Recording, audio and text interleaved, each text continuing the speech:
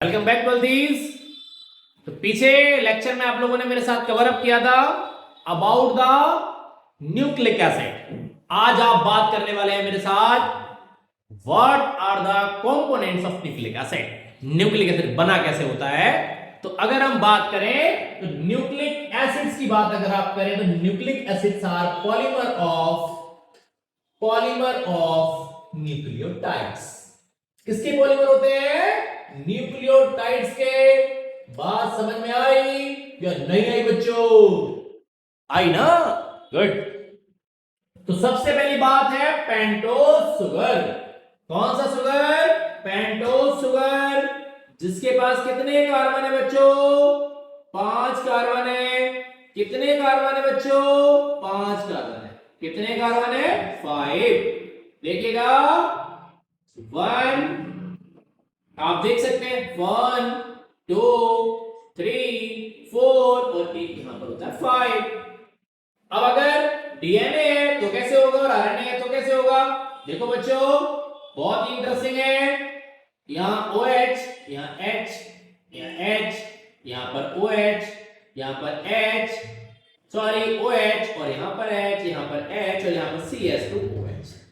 ये हमारी कार्बन की फर्स्ट पोजीशन है, ये सेकंड पोजीशन है, ये थर्ड पोजीशन है, ये फोर्थ पोजीशन है और ये फिफ्थ पोजीशन। ठीक है। और अगर डीएनए होगा तो यहां पर OH की जगह कौन आ जाएगा?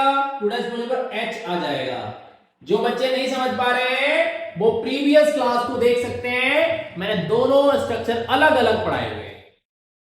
एक कॉन्सेप्ट और मैंने बताया है कि डीएनए जो होता है वो आरएनए के कंपेयर में मोर स्टेबल होता है। तो आरएनए लेस स्टेबल क्यों होता है? क्योंकि उसकी 2' पोजीशन पर एक एडिशनल कौन लगा होता है?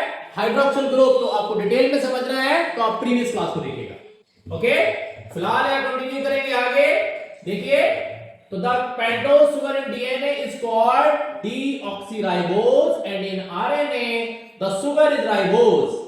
The difference between the sugars is the presence of the hydroxyl group on the second carbon position of ribose and its absence on the second carbon of the deoxyribose, जैसा कि मैंने अभी आपको स्ट्रक्चर में बताया। ओके, नाइट्रोजनस बेसिस को देखिए तो nitrogenous bases are organic molecules that are a key part of DNA and RNA, the genetic material of cells. They are cyclic compounds that contain a carbon nitrogen ring structure and act as Lewis base.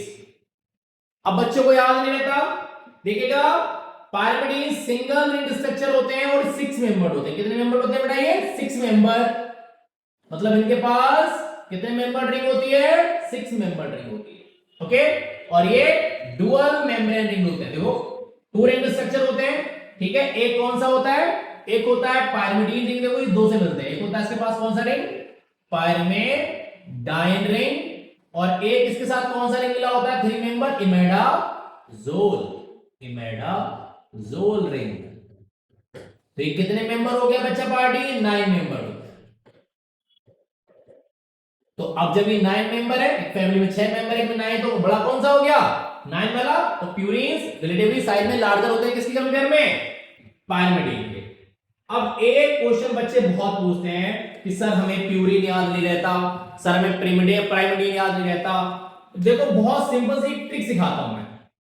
हो सकता है कि आपकी generation के लोग ना familiar हो, जो 1990 के आसपास 2000 से पहले के लोग हैं वो बड़े फेमस ब्रेन को जानते हैं जिनका नाम है अमरीश जी पुरी।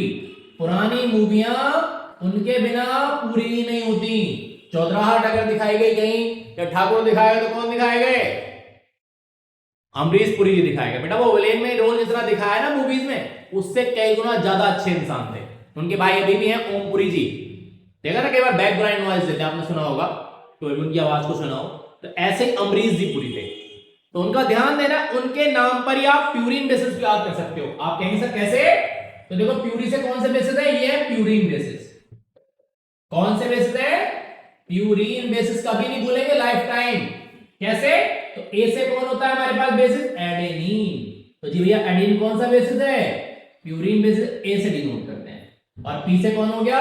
सॉरी वो तो प्यूरिन चला, सॉरी जी से, यहां देखो। और जी से कौन हो गया? गुआनिन।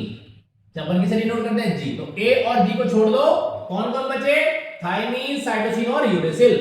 ओके, ये कौन हो गया, पैरामिड न्यूक्लियस हो गया। यूरेसिल सिर्फ आरएनए में होता है, ध्यान देंगे, जबकि थायमीन किस में होता है, डीएनए में होता है। बात समझ में आ गई, थायमीन किस में होता है, डीएनए में होता है।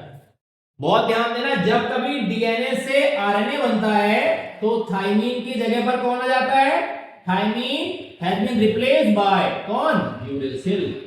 तो यूरेसिल थायमीन के कंपेयर में लेस स्टेबल होता है।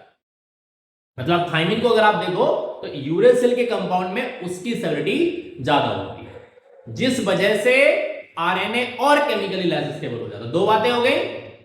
अब देखो आरएनए बेटर जेनेटिक मटेरियल क्यों नहीं होता, why better genetic material is not RNA.